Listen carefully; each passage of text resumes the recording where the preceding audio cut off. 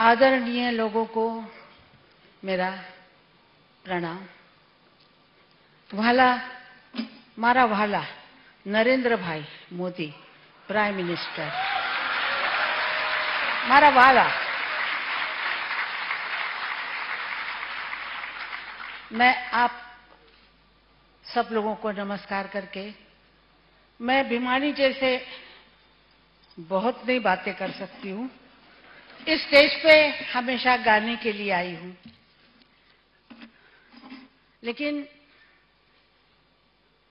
ये नहीं पता था कि पिताजी के बरसी के दिन हम आते थे।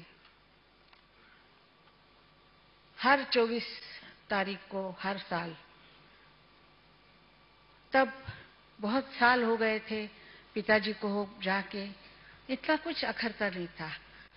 लेकिन आज ये नहीं पता था कि दीदी के लिए ऐसे आना पड़ेगा।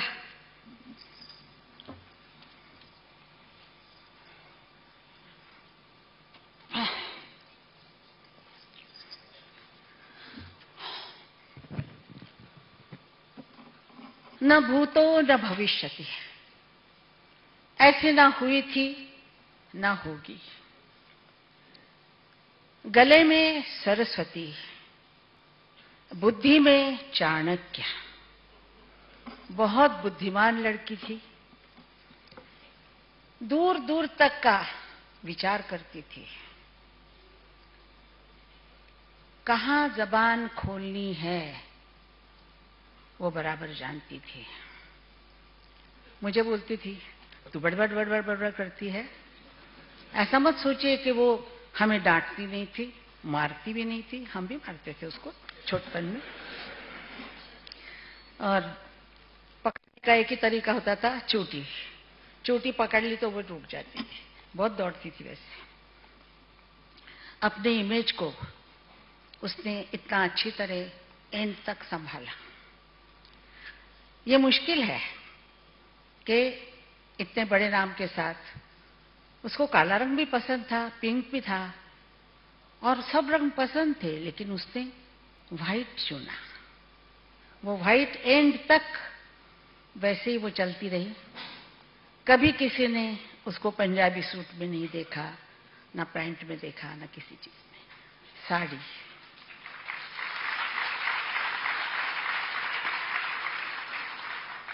वो अपने माता पिताजी, माई और बाबा, इतना प्यार करती थी। और एक बात मैं आपको बताती हूँ, शायद लोगों को सच ना लगे। मेरे पिताजी और माताजी सोए थे सोलापुर शहर में। तो उसने बोला, मैं छोटी थी, 6-7 साल की थी, और वो 10 पर पता नहीं, ऐसे 4 साल मैं उससे छोटी हूँ। तो उसने कहा, देखो, माँ बाप का पानी का, पाए का पानी, पैरों का पानी जो पीता है वो बड़ा बनता है। तो मैंने कहा, क्या करना है? उसने कहा, जा एक बशी और एक पानी लेके आ। पानी लेके मैं आ गई। और उसने क्या किया, पिताजी सोए थे, माँ सोई थी, उनके पैरों पे पानी डाला, और वो पानी जो गिरा तो उसने कहा, पी ले। मैंने कहा, अच्छा तू पीती है तो मैं भी पी लेती हूँ। हमने वो पानी पिया, और आज तक वो हमारा जो पानी है पिताजी का,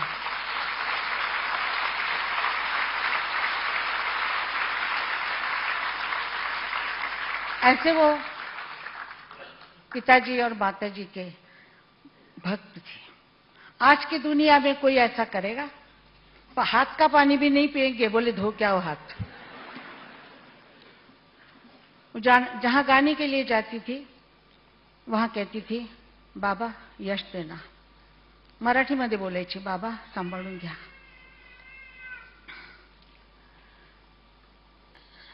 ऐसी लड़की,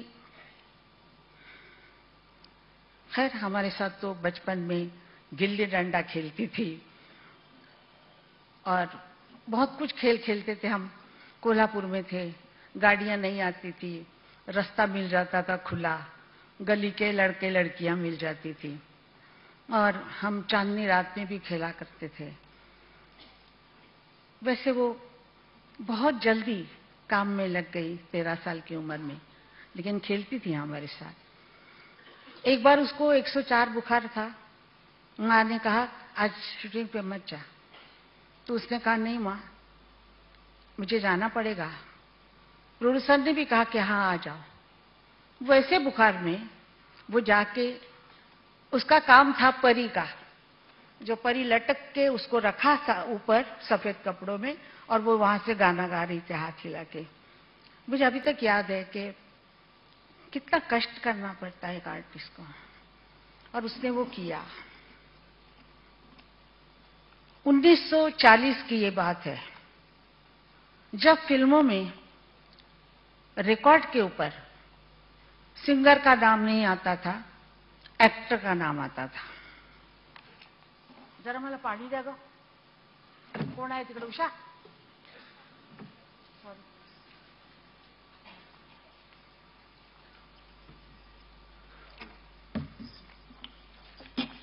रिकॉर्ड पे हमारा नाम नहीं आता था।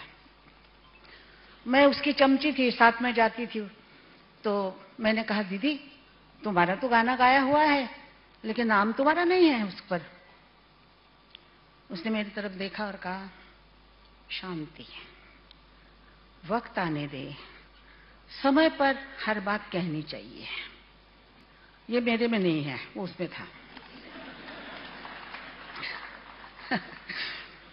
इसीलिए मेरे को हब, पहलवान, पठान इसी नाम से जानते थे। सब मेरे को ऐसे बुलाते थे, ए पठान इधर आ, ये काम कर दे। मैं सब काम करती थी। वो मेरे को बुलाती थी हब। मेरे पिताजी भी हब बुलाते थे। हब यानी दिमाग कम। तो उसको मैंने कहा, उसने कहा कि समय आने दे, और समय वो आया। उसका पहला गाना जो हिट हुआ, उस वक्त 15-16 साल की थी, दुबली पतली, सिर्फ लंबे बाल बहुत, और कुछ नहीं, एकदम छोटी सी थी, पतली थी। तो प्रोड्यूसर ने कहा कि ये लड़की से क्या गाना गवाने का, ये लड़की है, आवाज उसकी अच्छी नहीं है, क्या हो गई, ऐसे बोलते थे सब। तो डायरेक्टर जो थे वो बहुत अच्छे पंडित थे, खेमचंद प्रकाश जी। उन्होंने उसको कहा दीदी को कि बेटा मैं ये गाने, ये लोग कुछ भी कहते हैं कहने दो, मैं गवाता हूं तुमसे। उन्होंने गवाया गाना, और वो गाना उस जमाने के जो लोग हैं उनको पता होगा। आएगा आएगा आएगा आएगा आने वाला, आएगा आएगा आएगा। और इस गाने के साथ साथ उसका वक्त आ गया। उसके वक्त आने के बाद उसने प्रोड्यूसर से कहा मेरा नाम मेरे रिकॉर्ड पे आना चाहिए, लता मंगेशकर। वो ऐसे बोलती थी। तो प्रोड्यूसर कहते ये क्या बात हो गई, नहीं तुम क्या छोटी लड़की हो, गाती हो, ऐसे बातें क्यों करती हो तुम? उसने कहा गाना हमने गाया है, एक्टर का नाम क्यों डाल रहे आप, हमारा नाम डालिए ना। तो वो मान गए, HMV भी मान गई। उस वक्त सब चीज अंडर अंग्रेज वगैरह सब लोग थे, रिकॉर्ड भी अंग्रेज होते थे। तो रिकॉर्ड पे नाम आ गया। ये हर प्लेबैक सिंगर को मानना चाहिए कि आज जो प्लेबैक सिंगर कह के बुलाते हैं वो कभी भी किसी को पता नहीं होते। मैं भी नहीं होती, ना दीदी होती, क्योंकि रिकॉर्ड पे नाम ही नहीं होता था, ना फोटो होते थे। उस जमाने में फोटो भी नहीं होते थे। तो नाम, गाना कौन गा रहा है, तो कोई एक्टर जी होती, उसका नाम हो जाता। उसके बाद उसने क्या किया थोड़े दिनों बाद, कि स्क्रीन पे म्यूजिक डायरेक्टर से पहले प्लेबैक सिंगर्स का नाम आना चाहिए। नॉट सिंगर ओनली, वो नहीं, सब सिंगर्स के लिए उसने किया। और इस वक्त भी बहुत प्रोड्यूसरों ने दंगा किया, लेकिन वो उसने कहा मुझे गाना नहीं गाना है। वो कहते कहते देखिए, अगर आप नहीं सुनेंगे तो मैं गाना नहीं गाऊंगी।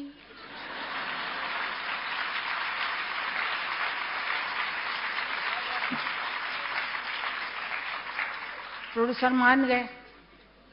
इतने लोगों के नाम आते थे, प्लेबैक सिंगर के भी नाम आने लग गए।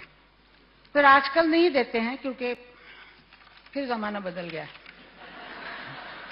तो उसके बाद उसने कहा कि हमें रॉयल्टी चाहिए।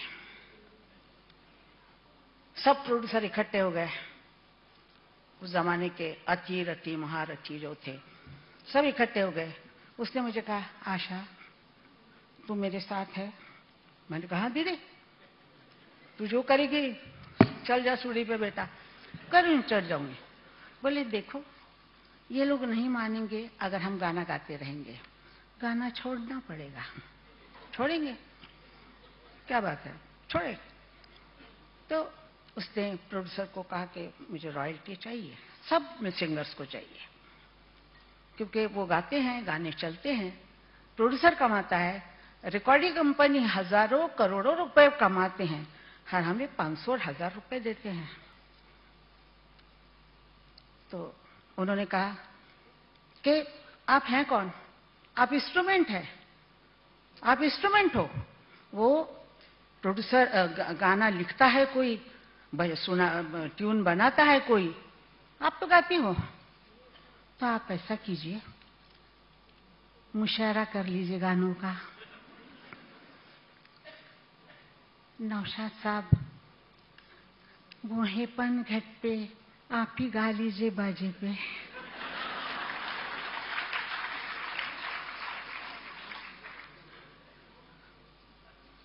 सब तब तब आ गए। इंडस्ट्री पूरी ये होगी। वो चली गई बाहर, महीना भर चली गई।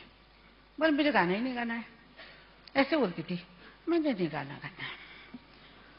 एक शादी में उसको बुलाया था। अभी ये तो हमको मुझे मतलब हो गए ये सब चीजें। हमको शादी में बुलाया था किसी ने लंदन में। उन्होंने कहा कि लता मंगेशकर, आशा भोसले अगर हमें मिल जाए तो हम लोग $1-1 मिलियन या पाउंड कुछ भी है देते। उसने आने वाले को आज कहा आशा तू शादी में गाएगी? मैं कहा नहीं दीदी। ऐसा कीजिए 10 करोड़ भी आप हमें डॉलर देंगे तो हम नहीं गाएंगे, क्योंकि हम शादी में नहीं गाते। हम शादी में नहीं गाते। बाद में इतना समूह करके चला गया। वो मंगेशकर नाम से बहुत प्यार करती थी। वो जब भी मुझे कहती या किसी से बात करती और उसको कहना होता तो वो बहुत ही लता मंगेशकर मंगेशकर ऐसे करके। उसके अपने भाई बहनों पे, अपने घर से इतना लगाव था कि उसने मंगेशकर नाम का, जैसे एक दीवार होती है चारों तरफ मंगेशकर दीवार बना के गई। मंगेशकर दीवार बना के गई। जैसे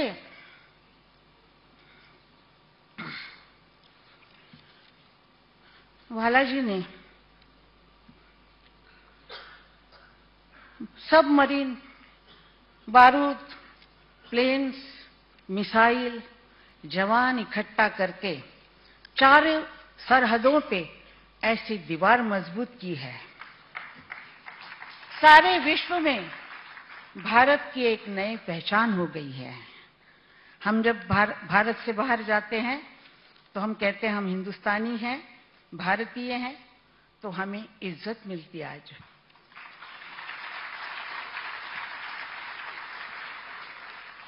वैसे उसने और एक बात हमारे लिए की, सब प्लेबैक सिंगर के लिए। लंदन में जब मैं नहीं जाती थी, जो दूसरे जाते थे, तो वो हॉल में, घरों में प्रोग्राम करते थे, घरों में, हॉल में किसी के।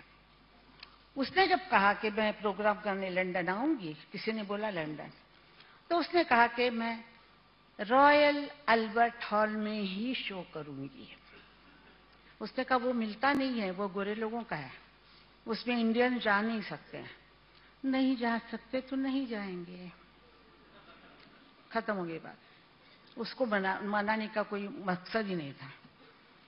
उसने प्रोग्राम किया अल्बर्ट हॉल में, पहला प्रोग्राम उसने किया। अल्बर्ट हॉल फट पड़ा था, इतने लोग आए थे। उसके बाद मैंने शो किया वहां पे, उसके पैरों पे पैर रख के मैं जगह चली गई। उसने तब कहा कि जहां बारबरा स्ट्राइसन गाती है वो न्यूयॉर्क का कार्नेगी हॉल में मैं गाऊंगी। उसकी सोच ऐसी ऊंची थी कि कार्नेगी हॉल कोई नहीं मिलता था वहां पे, किसी इंडियन को नहीं मिलता था, ना अफ्रीकन को मिलता था, गोरे लोगों का हॉल था। तो उसने उसमें गाया। फिर उसने सिडनी ओपेरा हाउस, सब जगह पे जहां गई वो, वहां उसने ऐसा किया। उसने हमारे लिए, सब प्लेबैक सिंगर्स के लिए, आज जो सब जा रहे हैं, जाते थे वहां, उसने दरवाजे सबके लिए खोल दिए।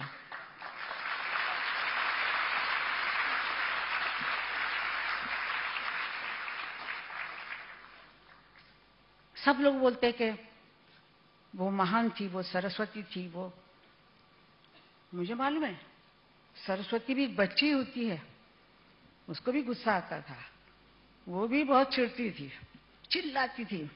माँ बोलती थी चिल्लाओ मत, आवाज बैठ जाएगी तेरी, आवाज बैठ जाएगी। तो और चिल्लाती थी, क्योंकि उसको जो चाहिए था वो माँ से मिलना चाहिए। तो इसलिए आप लोगों के लिए तो लता मंगेशकर गई हैं, और मैं क्या कहूं, जिसको यहां पर अवार्ड मिल रहे हैं उनको मैं बहुत बहुत क्या बोलते हैं, मतलब आशीर्वाद देती हूं कि उनको बहुत अच्छा लगे। और सबसे बड़ी बात यह है कि कोई कलाकार नहीं बन सकता, जितना भी अच्छा हो, जब आज तक से सुनने वाले आप जैसे ना हो। कोई नहीं बन सकता।